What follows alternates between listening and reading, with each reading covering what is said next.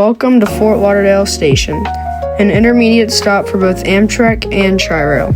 Today, we're bringing back a series that you guys are probably familiar of, reviewing trains. Today is going to be Tri-Rail. Let's get into it. Welcome to the Gold Coast Transit Series. 3, 2, 1, go!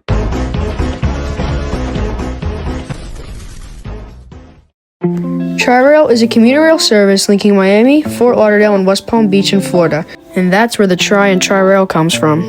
Today we're taking a ride obviously from Fort Lauderdale to Miami Airport. Leading today is a diesel F40.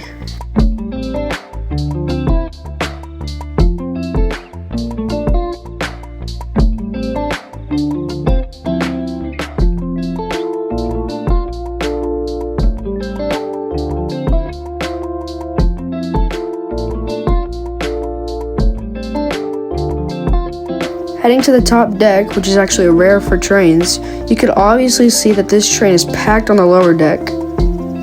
The middle deck is also packed. Now let's go ahead and head to the top deck, where you can see that that is also packed. I was lucky to find a window seat, let alone a seat in general.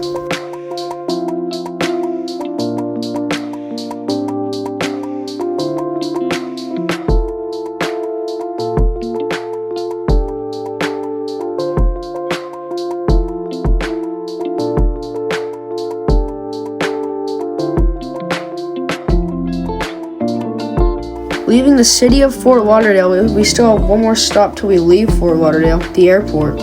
The cars that we're sitting in right now are Bombardier bi-level coaches purchased from Urban Transportation Development Corporation.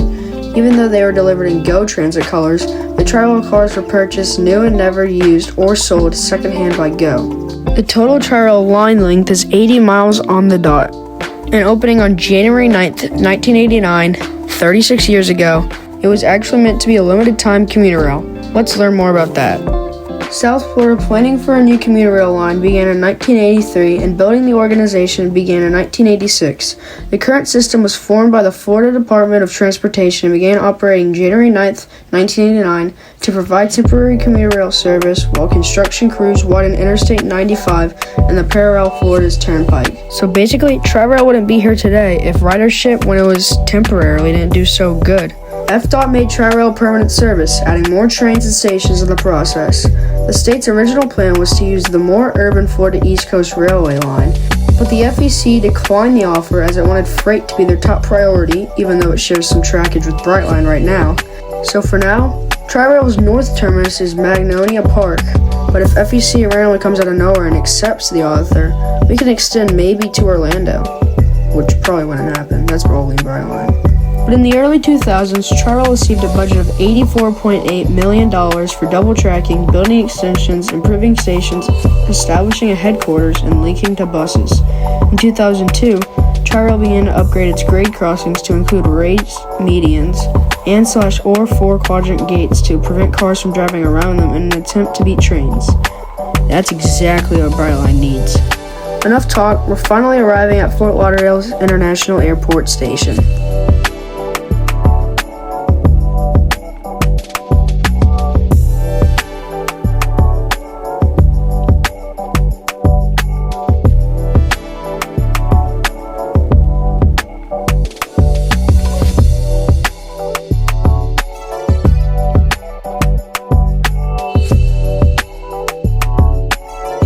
If you didn't know already, this is how much COVID does to a business. In 2019, the year before COVID, Tri-Rail had 4.5 million passengers. In 2020, Tri-Rail had 2.2 million passengers. But they're slowly climbing their way back up. But at least they're slowly climbing up. In 2023, they had 3.7 million passengers. In 2023, the South Florida Regional Transportation Authority reported a 25% increase in Tri-Rail ridership, surpassing over 350,000 riders for the first time in 3 years. To meet the demand, the SFRTA began an overhaul process with their Brookfield locomotives, which is anticipated to be completed by 2025, and received a federal grant that will allow the replacement of a third of the aging fleet of rail cars with new ones, which are expected to start service in the coming years. In addition, the SFRTA, I think I said that right, created a new livery design. which debuted in time for the trial service to Miami Central, which is a no intermediate stop line that goes from Metrorail transfer station to Miami Central. Speaking of stations, here we are arriving to Hollywood.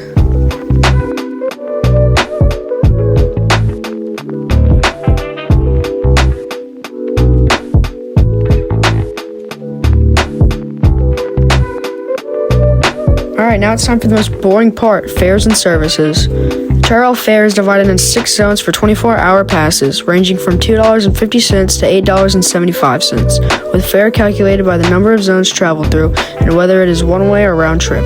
On weekends, a $5 all-day pass, good for all zones, is available, though trains run hourly headways. For frequent trains, Tri-Rail offers a $110 monthly pass and a $155 regional monthly pass, good on Tri-Rail, Metrorail, and Metrobus. Discount fares are available for senior citizens, disabled citizens, students, and children under 12. Certain businesses allow their employees to register for the Employee Discount Program, which reduces their fares by 25%. Free parking is also available at all Tri-Rail stations.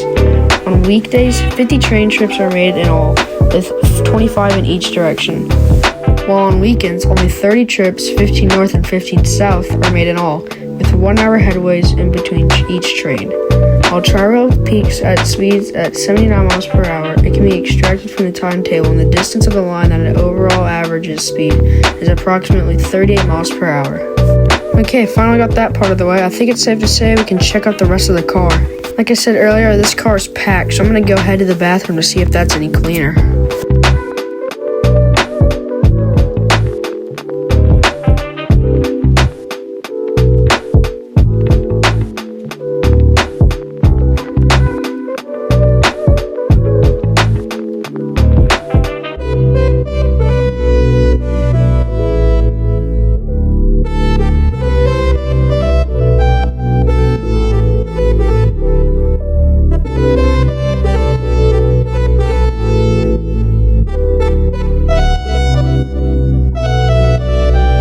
Okay, we got exploring the car off the list. I think now we can talk about some fun facts. Fun fact number 1, locomotives will always face south. For this reason, dual operation passenger cabs are located on the opposite side of the train facing north. Trains will travel north in reverse and south forwards. Fun fact number 2 is children under 5 actually ride free. Fun fact number 3, hours of operation on the weekdays is 3:45 a.m. to 1:55 a.m. On weekends/holidays, it's 4:52 a.m. to 10:47 p.m.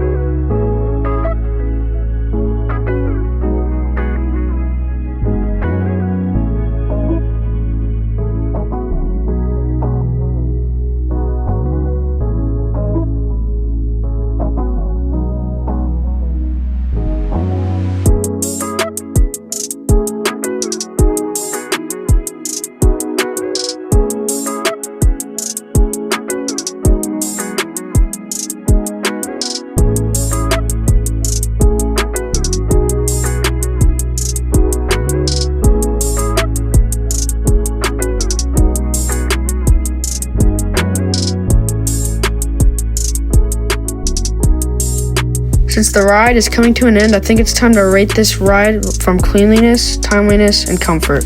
Number 1, cleanliness. Now, Tri-Rail didn't have really trash on the ground, but it wasn't very clean.